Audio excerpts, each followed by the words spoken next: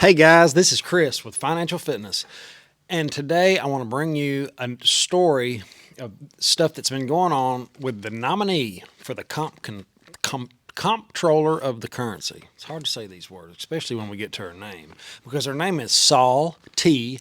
Omarova. I'll put a picture of her right there.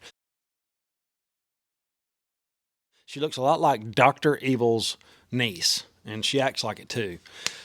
According to some of the papers she's written, this isn't going to end well.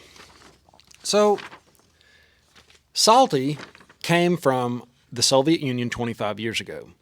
Super educated. She immediately started in college here. She turned into a professor, and she was a professor at several really classy colleges. You know, those kinds that like to indoctrinate you in Marxism. She wrote a paper called Karl Marx's Economic Analysis and the Theory of Revolution in the Capital. It always bothers me to hear a Marxist talk about revolution. It ought to bother all of us. She is a big proponent of CBDCs, Central Bank Digital Currency. And that's what I want this video to be about, because I'm getting the feeling when I talk to the general population, because I poll everybody that's around about a CBDC, Bitcoin, gold and silver. I like to see where people are at. And when I mention CBDC, they think, oh, well, we've already got a digital currency. We've already got credit cards and debit cards. What's the difference? There's a big difference. I mean, it's like comparing apples to oranges. It is nothing like that. I'm going to try to spell this out for you in really redneck plain English.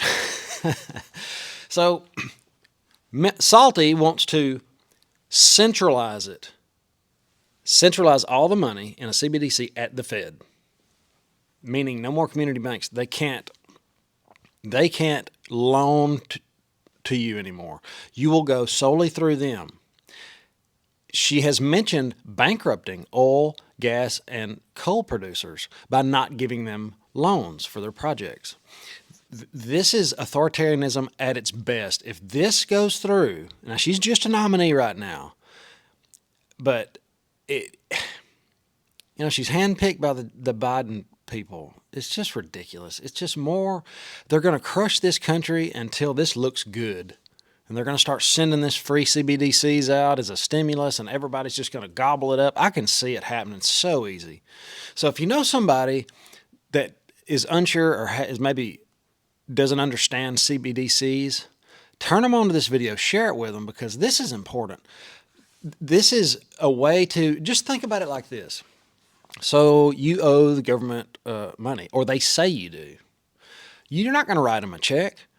They're going to debit your account. You're going to look at your smartphone, because that's where your wallet's going to be. You're going to have a digital wallet, and it's going to go, boop, the IRS debited me how much? Wait a minute. And it's just going to be gone. If you want to go get a loan for something they don't like, nope, you can't do that either. They can follow everything you do. They can control the velocity of money by setting a timestamp on your Social Security check. Yeah, think about that. You're getting your Social Security check, and then you got to spend it in 30 days. I mean, that is some scary stuff, and that is exactly what this Marxist, leftist, Salty Omarova wants. Now, she's wrote another paper, The People's Ledger, How to Democratize Money and Finance the Economy. I'm just going to read to you a little bit, because at the end of this video, I want you to listen to Mr. Toomey when he grills her and talks about the things she says. He quotes her, and it is eye-opening that somebody like that would even be sitting there and to be able to be a nominee. It is nuts. And in the video before, Mr. Brown, he thinks she's the best thing ever. You know, it is obvious evil and good. It is so obvious to me. I'm going to put the whole thing at the end of this video. It's going to make it long. Maybe not the whole thing, just the important parts, because it's like 2 hours long. But here's some more. It offers a blueprint for a comprehensive restructuring of central bank balance sheet as the basis for redesigning the core architecture of modern finance, the Fed. Radically defining the role of central bank and ultimate public platform for generating, modulating, and allocating financial resource in a democratic economy. The People's Ledger. It reminds me of China's the People's Liberation Army. They put these little things in there to make them sound good, and they are rat poison. They're telling you the good parts, and they're leaving out all the poisonous parts, but we're going to find out those pretty soon. So that's not all. She has been tweeting. She's been going to these meetings and talking about how she wants to control climate change by bankrupting coal and oil producers. This thing is getting out of control. I'm going to roll the footage right now. I hope y'all enjoy. Like and subscribe. Let's go. Thank you, Mr. Chairman. Let me begin by acknowledging that Professor Omarova's thesis was certainly written a long time ago. The reason it is relevant is because it was advertised on her resume up through 2017. I think it would be completely relevant to this discussion. What apparently some of my Democratic colleagues want to really avoid is a full discussion of her policy views, but that's what we're going to have this morning. Now, I've read a variety of Professor Omarova's writings. I've watched her videos of her speaking.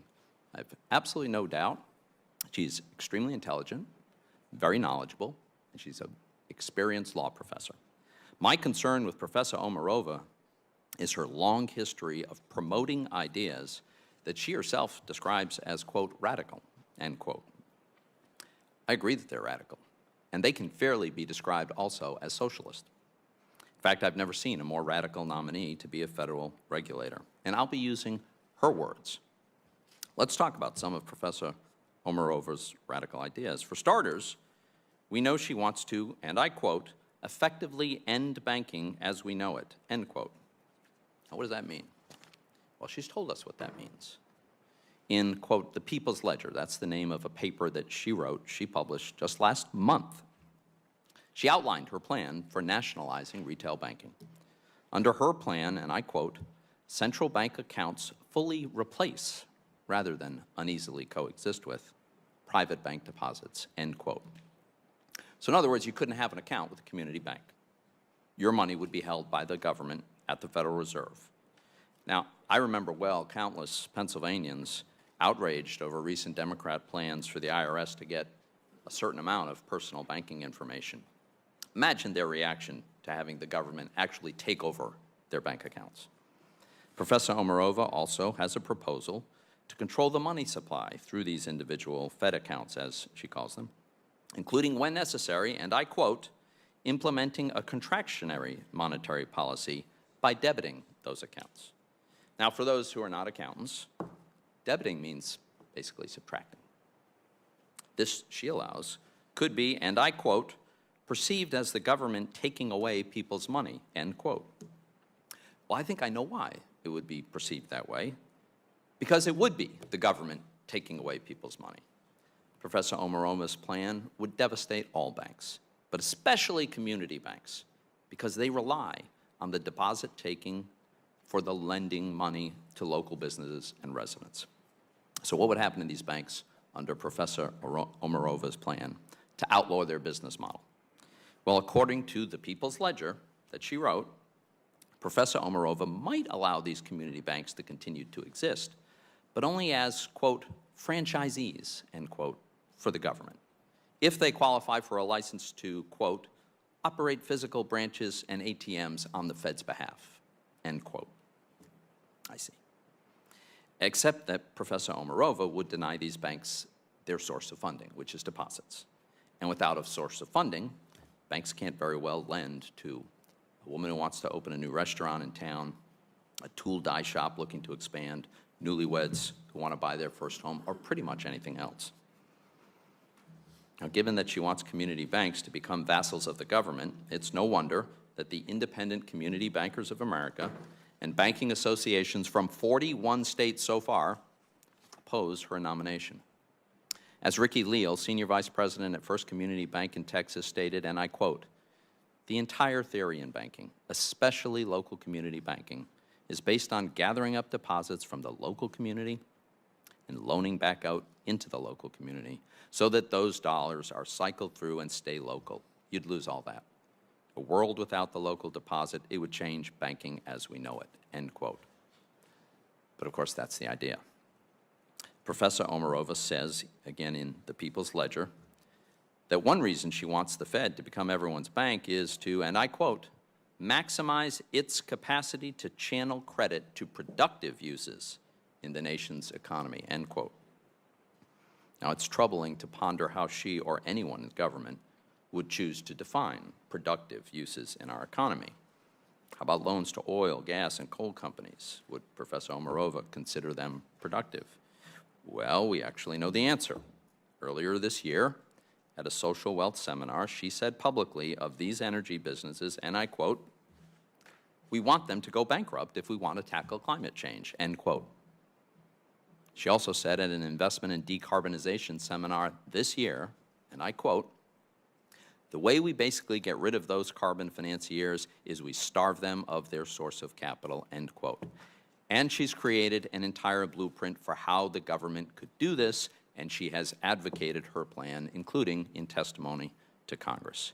Seems to me the last thing we need now, with some Americans paying close to $5 a gallon for gas and home heating costs soaring due to the Biden administration's disastrous energy policies, is a banking regulator who wants to push perfectly legal and economically necessary companies that employ millions of Americans into bankruptcy. But Professor Omarova's radical ideas don't stop there. She has a plan for the government, through the Fed, to replace the free market in setting what she calls, and I quote, systemically important prices, end quote. But these are things she lists. These are things like food, wages, energy. And since the administration's done such a great job on inflation, I'm sure Americans can't wait until the Fed starts directly controlling prices for eggs and milk and rent. And this isn't the only time that Professor Omarova has expressed support for government control on wages. As she tweeted in 2019, her words, and I quote, "Say what you will about the old USSR, there was no gender pay gap there. Market doesn't always know best," end quote. I suspect Professor Omarova may claim that as comptroller of the currency, she wouldn't have the power to enact all of her radical views. But the truth is, the comptroller is a very powerful regulator. It wields enormous powers through bank chartering, regulation, enforcement, and especially through its opaque supervision process. The comptroller is also a member of the FDIC board and the Financial Stability Oversight Council, America's financial superregulator. Professor Omarova may also claim that her writings are just thought experiments. But for the last decade, she's been a consistent, forceful advocate for these radical ideas in her writings, in public statements, and in testimony before Congress.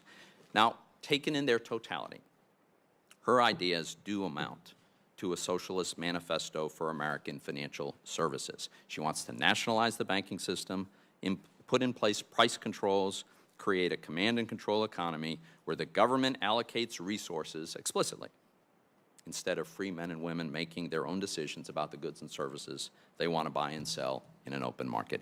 These are exactly the kind of socialist ideas that have failed everywhere in the world they've been tried. In my view, Professor Omarova's policy views are too radical, and preserving the prosperity that our free market economy makes possible is too important to make her our nation's top banking regulator.